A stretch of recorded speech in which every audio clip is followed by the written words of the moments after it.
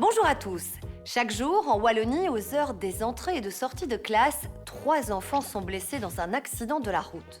À Bruxelles, ce sont 23 enfants qui ont été gravement blessés l'année dernière sur le chemin de l'école. La prudence s'impose, prévention et sécurité sont donc très importants.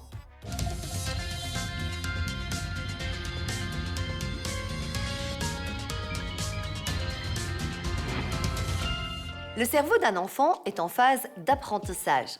Quand un adulte met un quart de seconde pour savoir si une voiture est à l'arrêt en circulation, il faut parfois 16 fois plus de temps à un jeune enfant pour faire la même analyse.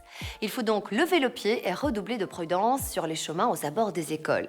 En Wallonie, les enfants de 3 à 11 ans représentent 39% des accidents de la route sur le trajet domicile-école. Le pourcentage monte carrément à 61% pour les 12 à 17 ans.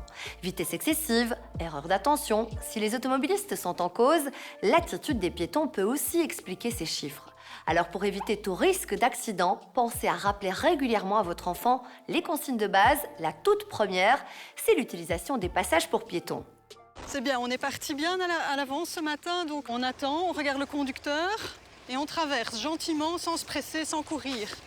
Si votre enfant va à l'école à pied, faites-le quitter la maison à temps. Pressé, il sera moins attentif et donc moins prudent sur le chemin. Alors la première recommandation évidemment, c'est être attentif au trafic. Donc ne pas être sur son smartphone si l'enfant en a déjà un ou avec des écouteurs dans les oreilles. Donc se concentrer, bien marcher sur le trottoir le plus possible du côté façade, pas du côté route évidemment. Trouver des endroits adéquats pour traverser, donc le passage piéton s'il y en a un dans les 20 mètres, sinon perpendiculairement à la chaussée, bien regarder avant de traverser, prendre un contact visuel avec le conducteur.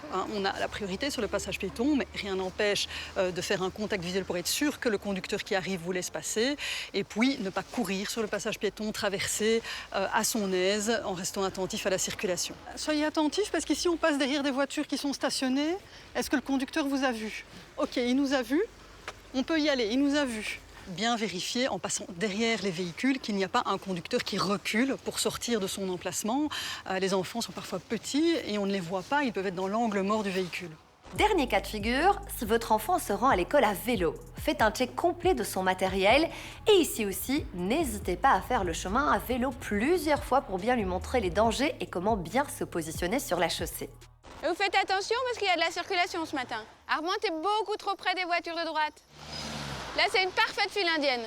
Armand, tends ton bras à gauche avant de tourner à gauche. Voilà. Super. Ouais, tu roules super bien. Pour retrouver tous ces conseils et bien d'autres, un seul site internet, Opération Cartable. Il résume comment se rendre à l'école en toute sécurité. En résumé, à pied, en voiture, encore à vélo, les enfants mettent beaucoup plus de temps à évaluer la vitesse d'une voiture. Pensez-y et levez le pied à l'approche d'une école. Pour les parents, hors de question de se garer en double file ou sur un passage pour piétons, même pour quelques secondes. Si votre enfant va à l'école à pied, rappelez-lui de bien traverser sur les passages pour piétons. Et si c'est à vélo, casque et gilet fluorescents sont recommandés. Si vous avez des questions, contactez-nous sur les réseaux sociaux. À la semaine prochaine et d'ici là, bonne route!